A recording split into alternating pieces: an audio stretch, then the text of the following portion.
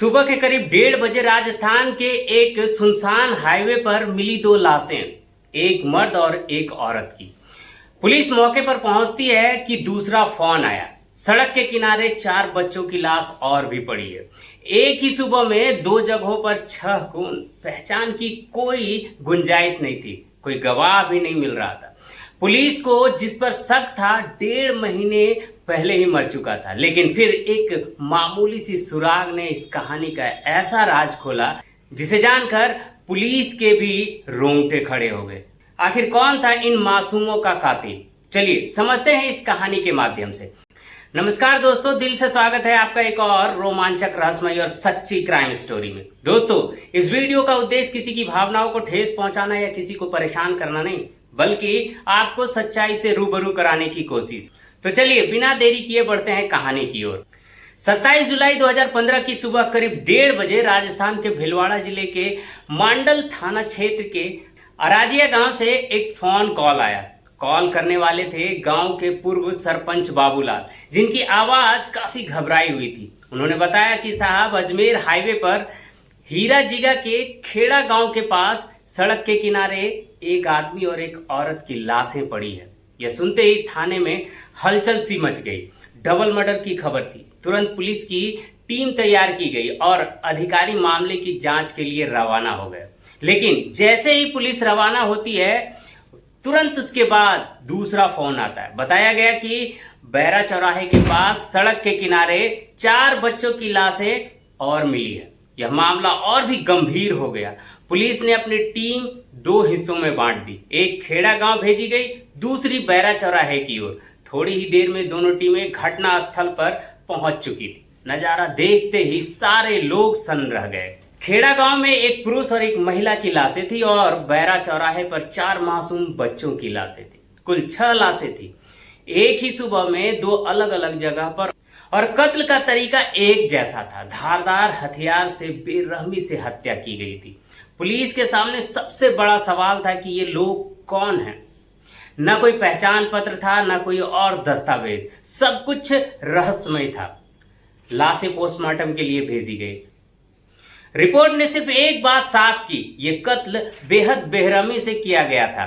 खासकर महिला और पुरुष को बहुत ही बेरहमी से मारा गया था। जांच ठहर सी गई थी, लेकिन एक छोटे से सुराग ने पुलिस की उम्मीद फिर से जगा दी। एक शर्ट पर चिपका हुआ था स्टिकर, जिस पर टेलर का नाम और नंबर था। टेलर था मोरवार टेलर, निम्बाहेड़ा। पुलिस ने बिना देरी किए उस नंबर पर काम करना शुरू कर दिया। पता चला यह टेलर चित्तौड़गढ़ के निम्बाहेड़ा में था, घटना स्थल से लगभग 90 किलोमीटर दूर। पुलिस की टीम वहां पहुंचती है। टेलर को तस्वीरें दिखाई गई। टेलर ने कहा, हाँ, ये शर्ट मैंने ही सिली है, आप हाउसिंग बोर्ड कॉलोनी जाइए, कुछ मिल सकता है। पुलिस जब हाउसिंग बोर्ड कॉलोनी पहुंची तो पूरी सच्चाई सामने आ गई। वह 6 लोग एक ही परिवार के थे। पहला यूनुस शेख उर्फ सोनू, जिसकी उम्र लगभग 38 साल थी। पत्नी चांद तारा उर्फ सोनिया, जिसकी उम्र लगभग 33 साल था। बेटा एक था अशरफ, जो कि 10 साल का था। बेटी गुड़िया थी, जो कि 7 साल की थी। दूसरी बेटी साजिया उर्फ आसिदी, वो भी 4 साल की थी। और सबसे छोटी बेटी सकीना, जो कि 2 साल की थी। पुलिस ने पड़ोसियों को बुलाया और घर का दरवाजा खुलवाया। अंदर से एक डायरी और एक कागज मिला, जिसमें एक फोन नंबर था। उस नंबर पर कॉल किया गया। फोन उठाने वालों ने कहा, हमें मत बताओ, पड़ोस में एक आदमी रहता है सलीम, वही यूनुस शेख का सबसे बड़ा दुश्मन है। अगर किसी ने ये कत्ल किया है तो वही है। पुलिस को लगा सारा मामला सुलझ गया। उन्होंने सलीम के घर को घेर लिया और बोला, दरवाजा खोलो। लेकिन जो दिखा उसने सबको चौंका दिया। सलीम तो मर चुका था, और वो भी इस घटना के करीब 1.5 महीने पहले। जून 2015 की शुरुआत में ही प्राकृतिक मौत हुई थी उसकी। अब सवाल था, जो इंसान मर चुका है वो किसी का कत्ल कैसे कर सकता? अब इस रहस्य का पर्दा बस एक ही खोल सकता है, और वो था सलीम का बेटा। दरवाजा खोलने वाला था सलीम का बेटा सराफत। वही पुलिस को सारी बातें बता रहा था, और अब पुलिस को उसी पर शक होने लगा। उसकी आंखों में घबराहट थी और बातें भी अधूरी लग रही थी। कुछ दिनों बाद पुलिस दोबारा सराफत के घर पहुंची, क्योंकि उसकी बातें गड़बड़ लग रही थी। इस बीच एक और चौंकाने वाली बात सामने आई। उन 6 लाशों को कोई पहचानने तक नहीं आया, न कोई रिश्तेदार, न कोई जान पहचान वाला। आखिर में पुलिस ने खुद ही उसका अंतिम संस्कार करवाया। फिर शराफत से सख्ती से पूछा गया 27 जुलाई 2015 की रात और 28 जुलाई को वो कहाँ था।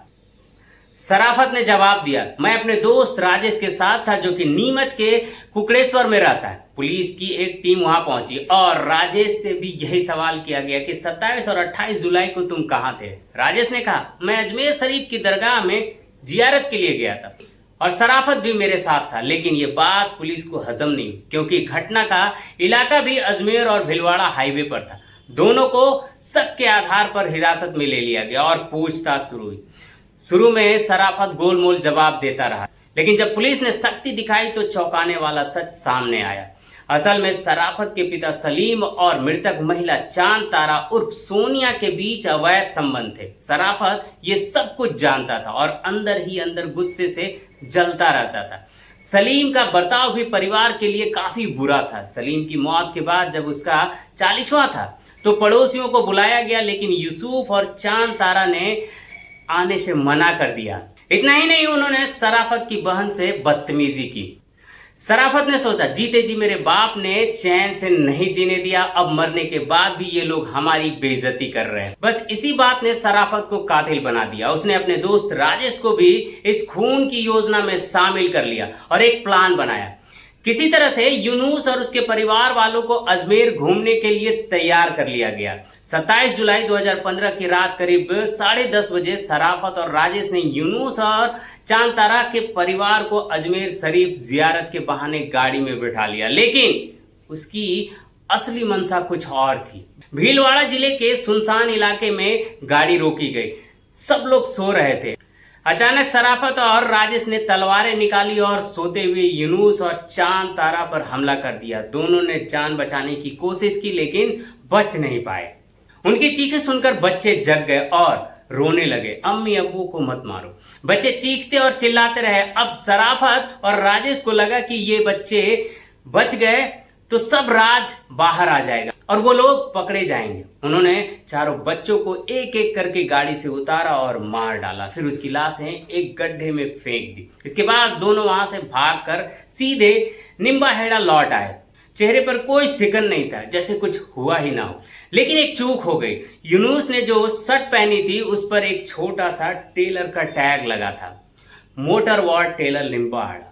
यहीं से वो सुराग था जिससे इस खौफनाक हत्याकांड का राज खुलने लगा। पुलिस ने सबूत जोड़ते गए और 7 साल की लंबी जांच और गवाहियों के बाद आखिरकार 6 अगस्त 2022 को भिलवाड़ा के अतिरिक्त सेशन न्याय कोर्ट ने अपना फैसला सुनाया। शराफत और राजेश दोनों को फांसी की सजा सुनाई गई, क्योंकि ये कोई साधारण हत्या नहीं थी, बल्कि पूरे परिवार को बेरहमी से मार दिया गया था। पूरी योजना के साथ सोची समझी साजिश थी। इस फैसले के बाद सिर्फ राजस्थान ही नहीं, पूरे देश में सनसनी फैल गई। हर किसी के मन में बस एक ही सवाल था, क्या कोई इंसान इतना बेरहम हो सकता है? इस कहानी से सीख मिलती है कि अवैध रिश्ते, घरेलू हिंसा और दबा हुआ गुस्सा इंसान को हैवान बना सकता है। सलीम ने जिंदगी भर अपने परिवार को दबाया, झगड़े किए, रिश्ते की मर्यादा को भी तोड़ दी और मरने के बाद भी उस जहर ने उसके बेटे को इतना तोड़ दिया कि उसने एक पूरा परिवार मिटा डाला। तो दोस्तों, ये थी आज की डार्क रियलिटी। अगली बार फिर मिलेंगे एक नई और सच्ची क्राइम स्टोरी के साथ, जहां सच सामने आएगा और राज बेनकाब होंगे। तब तक सतर्क रहें, सुरक्षित रहें और अपने परिवार का ख्याल रखें। दोस्तों, इस वीडियो को देखने के लिए दिल से बहुत बहुत धन्यवाद। और हाँ, चैनल को सब्सक्राइब करना और वीडियो को लाइक करना भूलिएगा नहीं। जय हिंद।